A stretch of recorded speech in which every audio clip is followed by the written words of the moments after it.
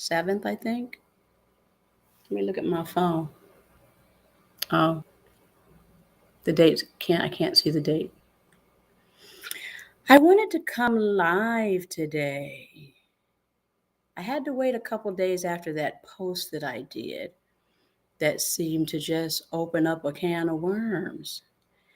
And it was shocking to me. And so I said I wanted to come live today and just kind of talk about that.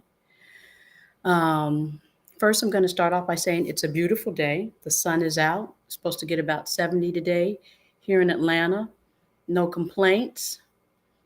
Um, Feeling good today.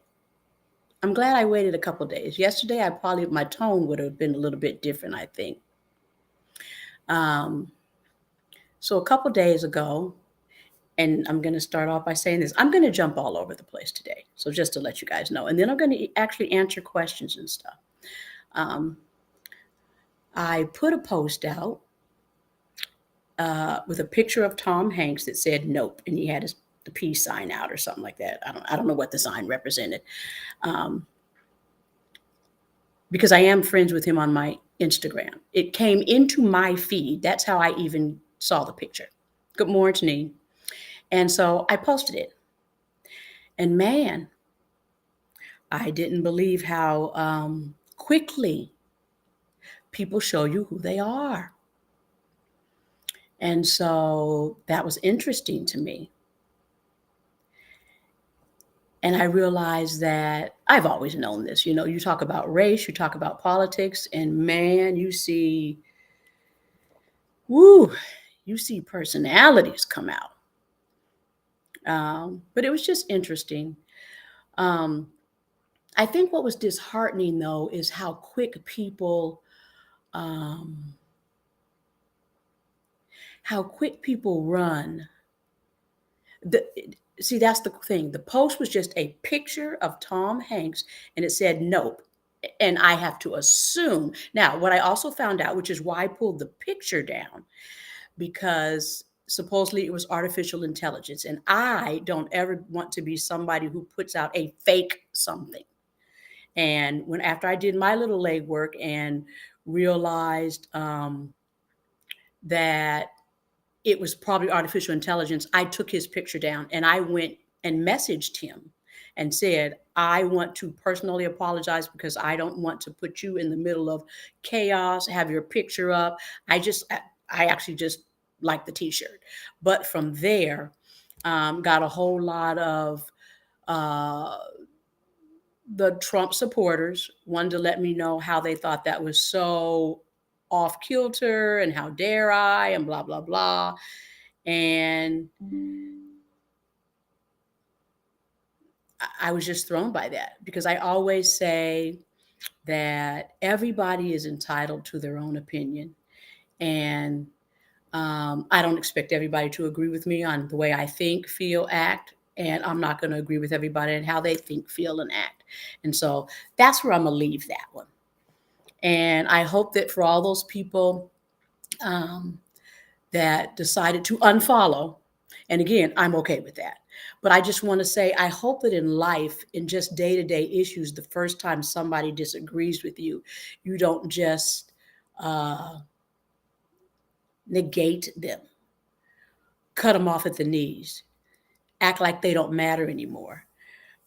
Because when you do that kind of stuff, that's why we can never progress forward, because we think that a lot of people, not everybody, a lot of people feel like if you don't feel the way I feel, if I don't like that person, you're not supposed to like that person. Or if I like that person, you're supposed to like that person. No, that's not how the world works. And we can't even begin to try to jump in that box. um, that's where the resentment and the hate and all that stuff comes from, because we dig our heels in and oh my god, it just becomes so complicated. Just let everybody do them. Uh, your mom, your brother, your sister, your best friend ain't got to like who you like. They ain't got to vote for who you vote for.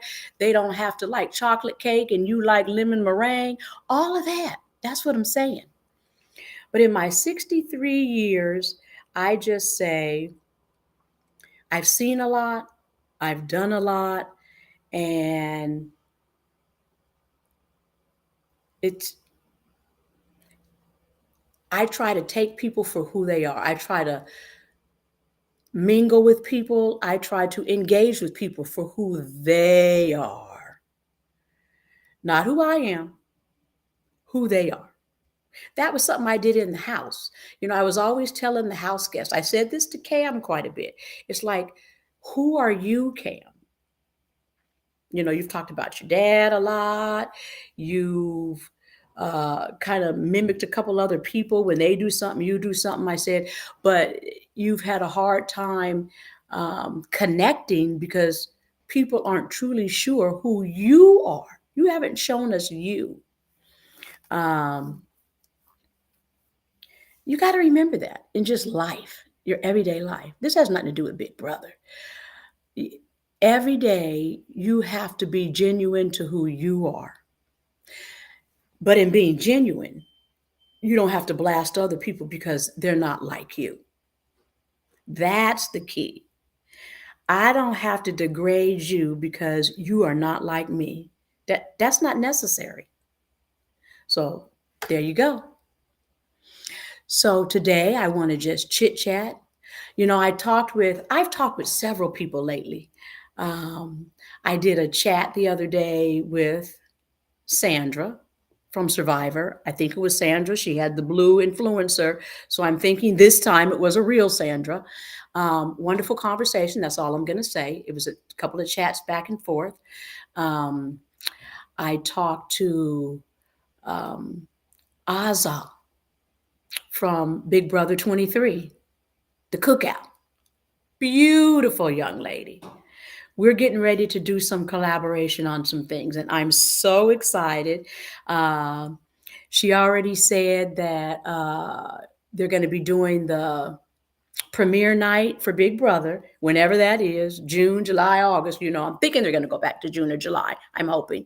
But, we didn't come into August 2nd. And we're going to I'm going to go to New York and be there for that. And I am so excited.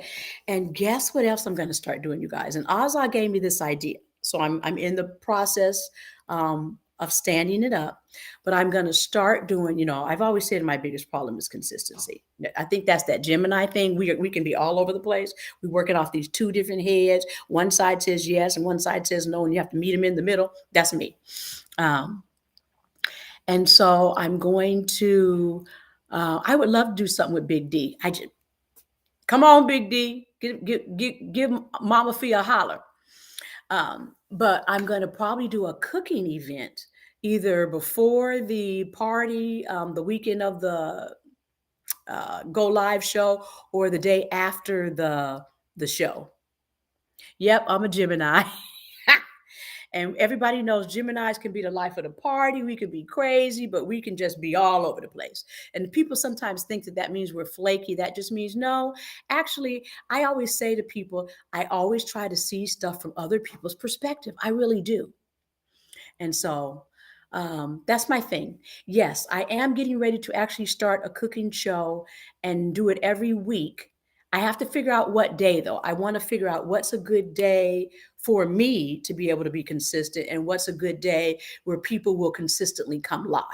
And so that's what I want to do. I would love to come to New Jersey and have a meet and greet. Somebody tell me where to go and where to land and help me figure out how to host it, and I'm there. Thinking about going to Nashville. Riley, we're going to come look you up. Riley, and I think that's where Corey and America are. So supposed to be possibly meeting Sari and Jared and Riley and Corey and America. Sari's going to be there at the end of the month. And if I can make it, I just found out that I bought tickets to a gospel show here in Atlanta that's on the 29th. And there's also some Rick James concert that I believe is that weekend that I've already committed to. So I just don't know if I'm going to be able to make it to the 29th event. So if I can't be there when Sari and them are there, then I'm going to come on another weekend. But Riley is Tennessee, Nashville is a hop, skip, and a jump away. So at some point, I'm going to be there. But I really am looking forward to the New York event. I think that is going to be so fly. Yes, yes, yes. Looking forward to it. Uh, the premiere night of Big Brother. I'm sitting here watching Survivor now, and man, that last night was a good one. It was a good one. Uh, they got a lot going on. I haven't figured out some of these personalities yet. I think it's the Yellow Tribe. I think it's the Yellow Tribe. They got a lot. They got a lot going on, and I'm feeling bad for uh, the Purple Tribe, the one where they only down to four. They don't know when premiere night is yet. We got to figure that out. I have not done the podcast with Sari yet. Oh, you and Nicole are watching Survivor together. Yes, yes, yes. You know they're getting ready to actually go live on applications for Big Brother too. I've talked with a couple of people who are thinking about applying, just trying to give them a little bit of insight. And all I'll say to everybody: do you? You don't in the video that I sent in. It was a 50-second video, so they have to be able to recognize who you are, just like that. Big personality. Something unique that makes them say, oh man, I think this person would be great. I'm taking off these glasses because I can see the glare. So I hope I'm not too dark in this camera, but I can't stand when I can see the glare even by myself. I don't think you can buy your way into Big Brother. I don't think so. Well, because here's the thing. Every year, like some people said they apply, this was their fourth or fifth time applying. Um, it was my first time, but I think it depends on when they're deciding who these 15, 16, 17 people are going to be. They're looking at how many people do they have that they think can possibly be a good villain? What 2 or 4 people do they think are going to make a good romance couple? Might hook up and might have a romance on the show, a showmance on the show.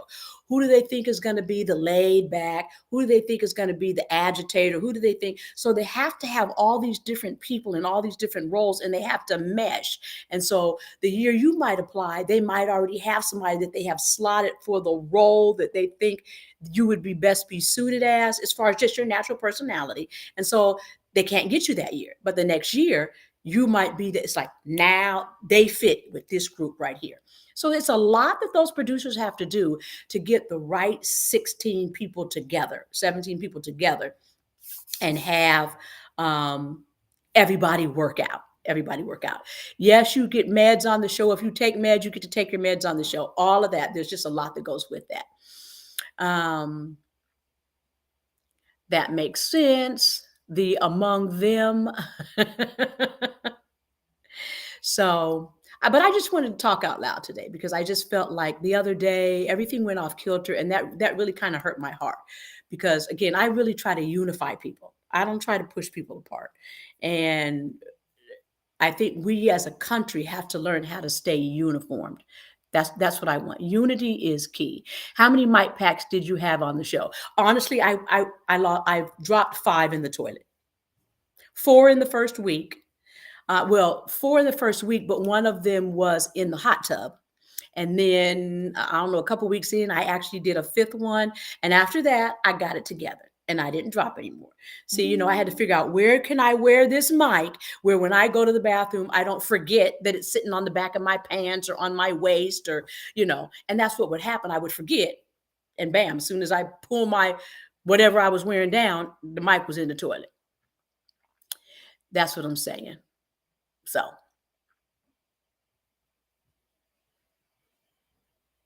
what is the worst thing about Big Brother? Like, is the food nasty there? No, because we cooked our own food.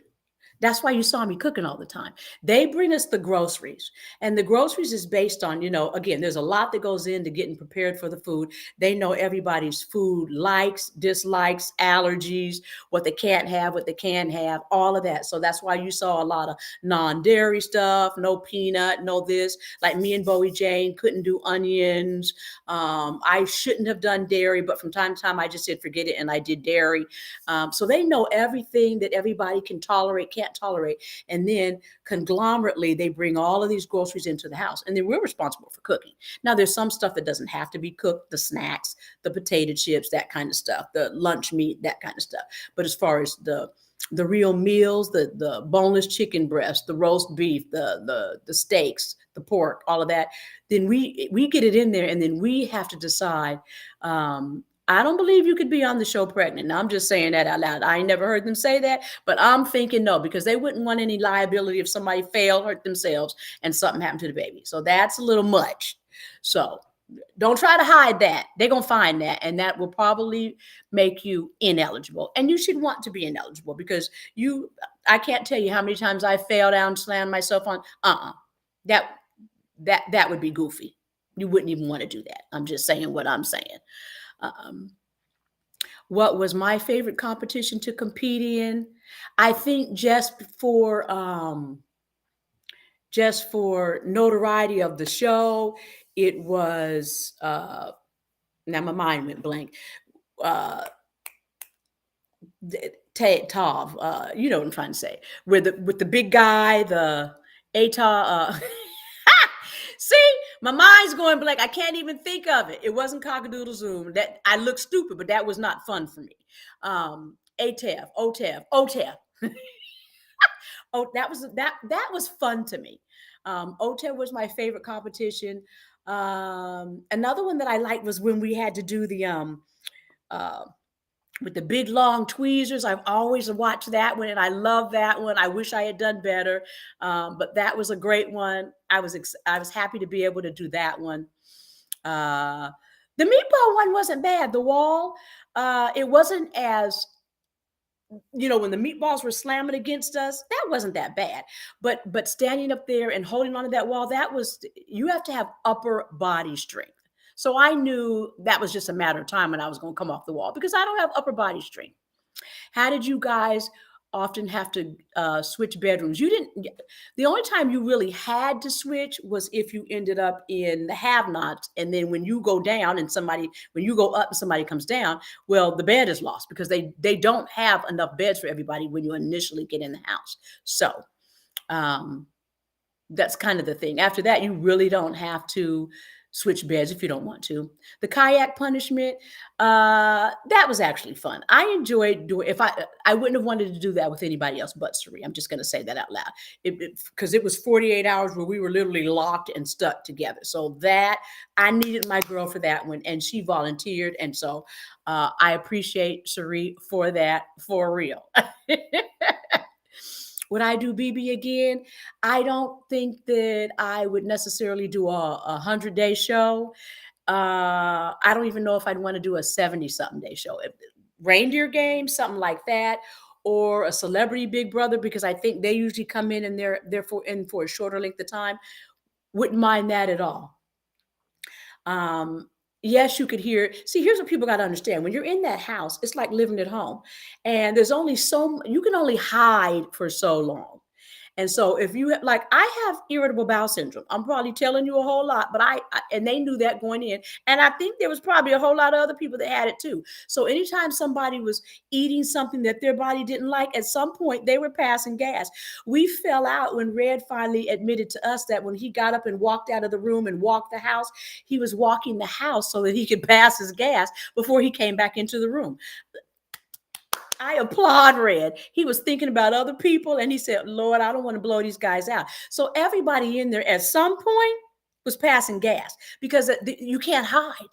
And you can't run in the bathroom every time you have to pass gas. One, here's what you guys got to understand. 16 people are sharing one bathroom. One toilet, except for the HOH. And if you recall, there were a few times where the HOH room wasn't even open. There's one bathroom for everybody in the house. So you got to do what you got to do. And after a while, you just overlook it. It's your world for 100 days or however long you're in there. Nobody ever got food poisoning. No, because we really managed the food. And when we could tell stuff was bad, smell it, that kind of stuff, you throw it away. And so there you go. Or am I taking a cupcake home with me? I have to laugh. So like I said, there were a couple of times where I just, not even thinking, said too much. That day when I looked up and saw Red's cupcake over there, it's like, well, why do you have that over there? Are you packaging that up to go? And no, I wasn't supposed to say that because That made it was almost like me telling Red, "Well, you leaving and you're gonna take the cupcake with you?" So I wasn't supposed to say that to him, and I also wasn't supposed to ask Cameron to take, just take it all in for the last time. I wasn't supposed to say that to him either. So it's where you're.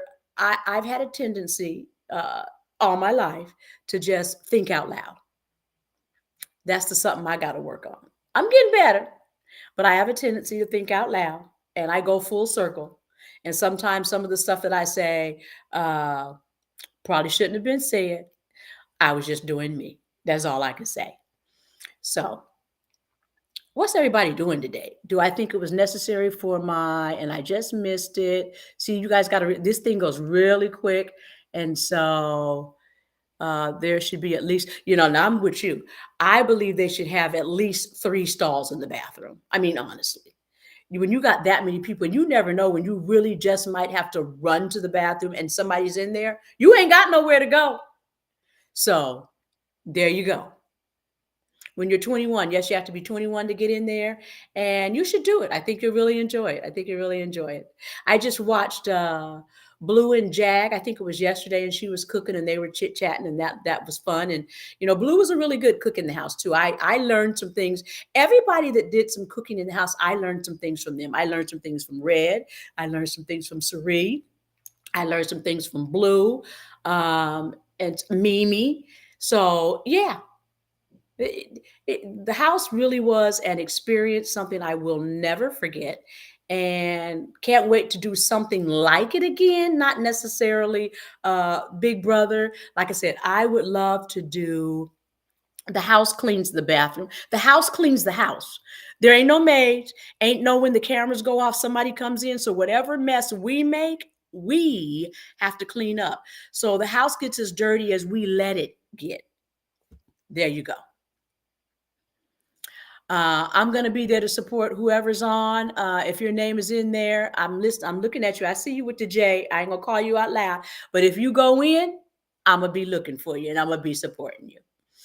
But yeah, it was an experience. The house cleans the house. The house cooks their own food. The house, if you don't make up your bed don't get made up. If you don't wash your clothes don't get washed. Nobody takes care of us once we walk through those doors. So that's why you're hoping and praying that you have people who are somewhat neat and tidy, because when you got that many people in the house and if everybody's a slob, you got problems. There were a couple times where the ants came out. But again, it was if people didn't package up stuff right, if something spills and you don't wipe it up, the ants is coming. So you got to know that. And you have to be mindful that you're not there by yourself. You're there with a whole lot of other people. And so you have to be neat and clean as possible for the sake of the cleanliness of the house. But yeah, I saw Jag and Blue yesterday. I saw Jared's interview with Miss Julie. That was a good interview. Let me see. Actually, I think I told you guys this. Me, Cerie, Jared, and Mimi did an interview with Paramount last week. I'm not sure. Actually, I think they already gave us the link. So you know what? They gave us the link, and I think I actually forgot to post it. So I'm going to go out there and go find it and then put it out there. That's what I'm going to do. It was really nice. We had a blast. We laughed about the goofy that we did to ourselves and to each other while we were in there. And we're okay. We're all going to be able to come back together and enjoy each other's company. And I'm actually looking forward to it. It's going to be good. The Brown Sugar Babes. In fact, today, I don't know if you guys can see it. I'm wearing I got that name, Brown Sugar Babes, because right before I came in the house, in June, it was my birthday. And my aunt knew I was by then because we had to do paperwork and she had to fill some stuff out. And she knew I was coming into the house. And so she made this T-shirt for me. And it says, Brown Sugar Babes, and the bald head with the big earrings. And then on the back, it actually has my name, Felicia. And so I was actually on premiere night. I wanted to wear this into the house, but the young lady that it came and picked me up from the airport, she said, I don't think they're going to let you do that. So I didn't take it in. I don't know now. Now I'm thinking they may have maybe because of the name Brown Sugar Babes. And that is, a song that's a song by my boy. And so they may not have let me, and I left it at home. But when we came up with the brown sugar babes for me, Cherie, um, Jared, and Mimi, that's where the name came from. I said, look, we made an alliance, and we said who we want to be, the brown sugar babes. So just a little tidbit on that. Sorry, I dropped my glasses. Just had to pick them up.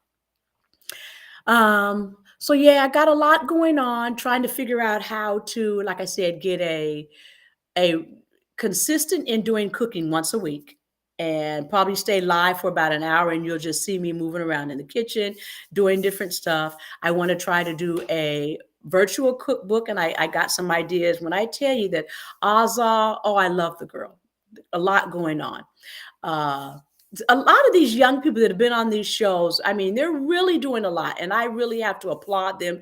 These guys are making themselves become entrepreneurs, and I'm just watching all of them out there, the posts that they do. And I just say, find out what you enjoy, where it allows you to be your most authentic self, and then just go do it. And, don't look at anything as a failure. If something doesn't work, that just means shift gears, go do something else. I've always loved food. I've always loved cooking. I've always loved going out to eat. And so I'm going to stay in my lane. I've always loved talking.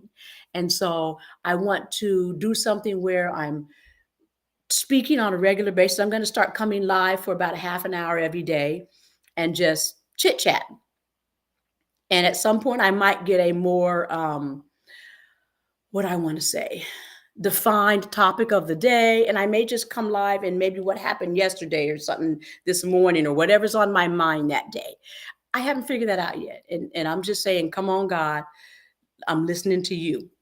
I'm letting him move my spirit. And I'll land where I'm supposed to land. Um, but cookbook, cooking show, an online virtual cookbook where people can go in and download that, purchase that, and download it, and then you'll have it. That'll be cheaper than buying a hard back book. That always costs money when you got to do binding. So I'm always looking for ways to make things be cheaper, and just a lot of different things that I want to do. Still doing my real estate. And again, I got a couple of these young ladies from these shows that say they might be coming to Atlanta. And I'm so excited about that, because if they get here, my girl that was number 4 from Survivor this past season, Couture, I hope I'm saying your name right. She might be relocating to this area. We chatted. In fact, I'm not going to say anything else because I'm not supposed to be telling what other people said they might be doing. So shut up. I'm going to forget I said that. But if some of these people relocate here and we can start conglomerating together, oh, phenomenal. I would just love to be an encourager for them. Keep them motivated and just toot their horn. I love to see young people chasing their dreams. Young people, middle-aged, older people, you are never too old to chase your dreams. And so that's why I say, everybody, just do you. Um, with that being said, I think for now, I'm probably just going to jump off. I'm going to try to get on the line with somebody the next time I come live to actually just chit chat. Got to figure out who I'm going to come live with. And I think I might call Sari and see what she's doing now. Actually, why, now that I say that, it won't be for at least another week, because we're getting ready to go to New Orleans. I'll be in New Orleans till the 15th. We have our real estate convention, and then we're just going to be hanging out. Dwayne's from New Orleans, so that's where we're going to be at.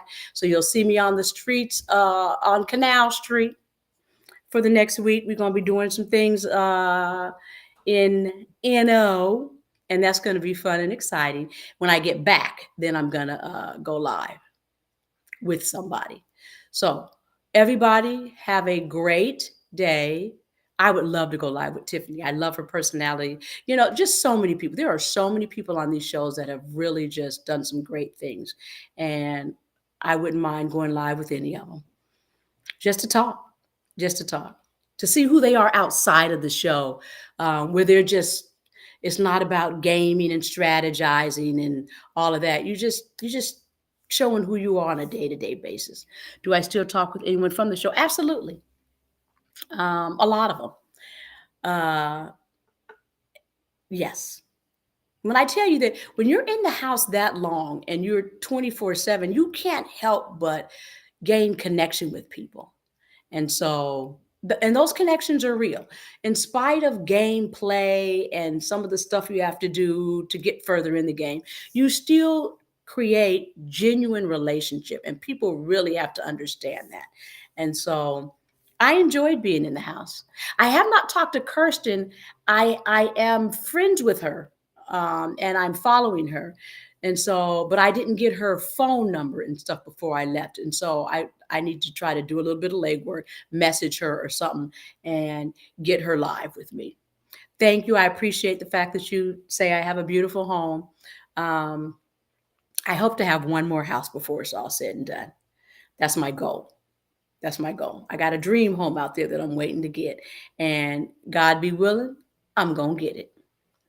So for now, I'm hoping everybody has a fabulous Thursday. The weekend's coming. I think this is the weekend where we spring forward. That means you lose an hour of sleep on Saturday night. So everybody remember that. Whatever you're doing Saturday, if you got to be up for church on Sunday, you lose an hour. Come home early.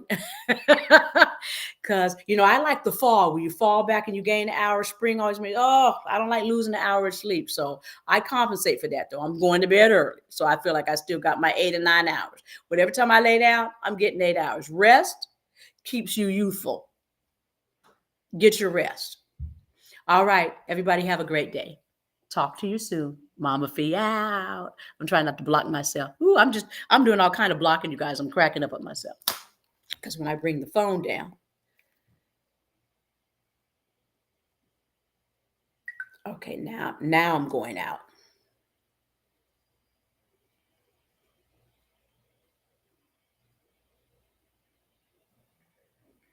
And on this one, I'm going to end my stream. I don't think anybody came in on this one, but I'm going to end it. Bye.